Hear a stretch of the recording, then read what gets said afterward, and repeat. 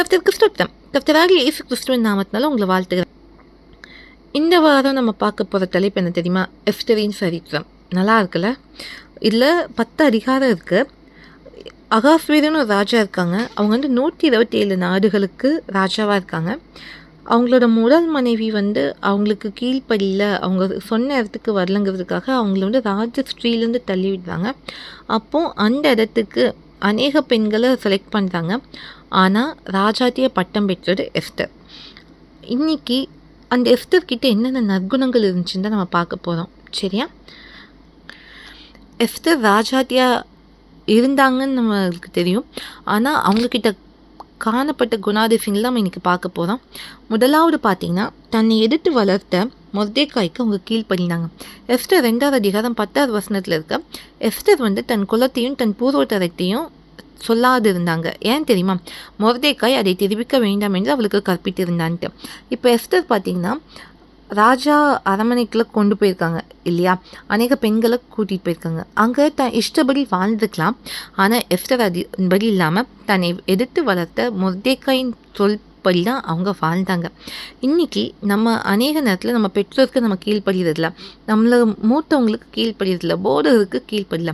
ஆனால் எஸ்தர் ராஜாத்தியை மாற காரணம் அவங்க கீழ்ப்படின்னு இருந்தாங்க. 2வது 9வது வசனத்தில் இருக்கு, அந்த பெண் அவன் பார்வைக்கு நன்றாக இருந்ததினால் அவளுக்கு அவன் கண்களிலே தயை கிடைத்தது. இதில் என்னென்னா, அவங்க ஏகாயின் வசத்தில் ஒப்புவிக்கிறாங்க ராஜா அரமனையில். சரியா? எல்லா பெண்களையும் அந்த பெண் பார்வைக்கு நன்றாக இருந்தான்னு இருக்கு. அப்போ என்னென்னா, ஒரு தயவு உண்டாகுது மனுஷர் கண்களில். இன்றைக்கும் நம்ம நடக்க எப்படி இருக்குன்னா, மற்றவங்களுக்கு நம்ம மேலே அன்பு வரதாக இருக்கணும்.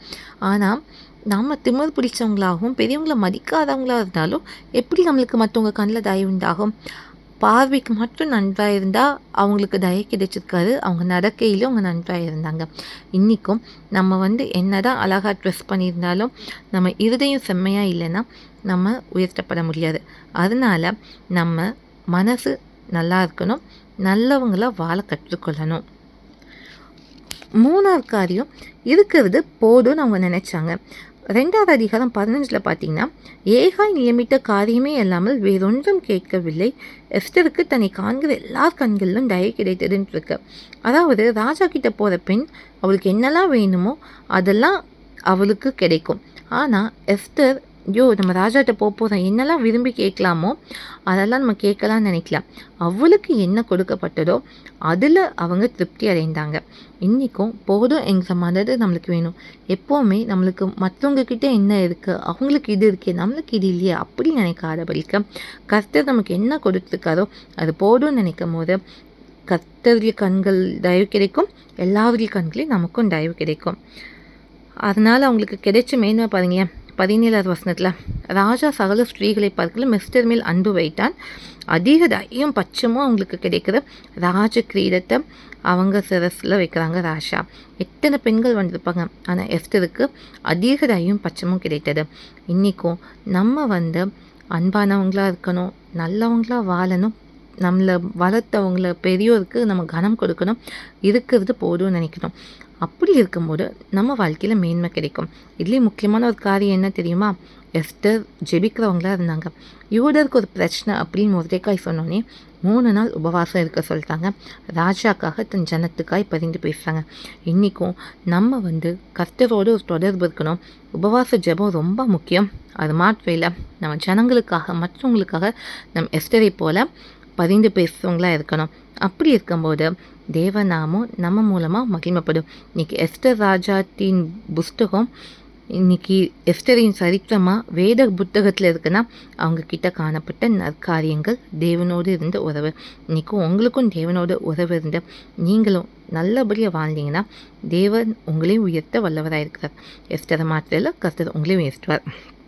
5ஆம் பண்ணலாமா? எங்கள் அன்பின் பரலோக பிதாவே, அருமையான நாளுக்காக வேலைக்காக நன்றிப்பா. இந்த நாள் நீர் பேசின காரியங்களுக்காக நன்றிப்பா. நாங்களும் எஸ்தரை போல அப்பா கீழ்ப்படிந்து இருக்கவும், அப்பா நல்ல பிள்ளைகளாய் வளரவும், அப்பா எங்களுக்கு இருக்கிறது போதும்னு நினைத்து உம்மோடு அதிக ஜெப வாழ்க்கை உள்ளவர்களை மற்றவர்களுக்காய் பரிந்து பேசி ஜிபிக்கிற பிள்ளைங்களா வாழ உதவி செய்யுங்க. எங்களையும் அப்போ எஸ்தரை போல மாற்றுங்க. அவங்கக்கிட்ட காணப்பட்ட குணாதிசயங்கள் எங்களுக்கும் தாங்க, நாங்களும் நற்கிரியை செய்ய பழக உதவி செய்யுங்க.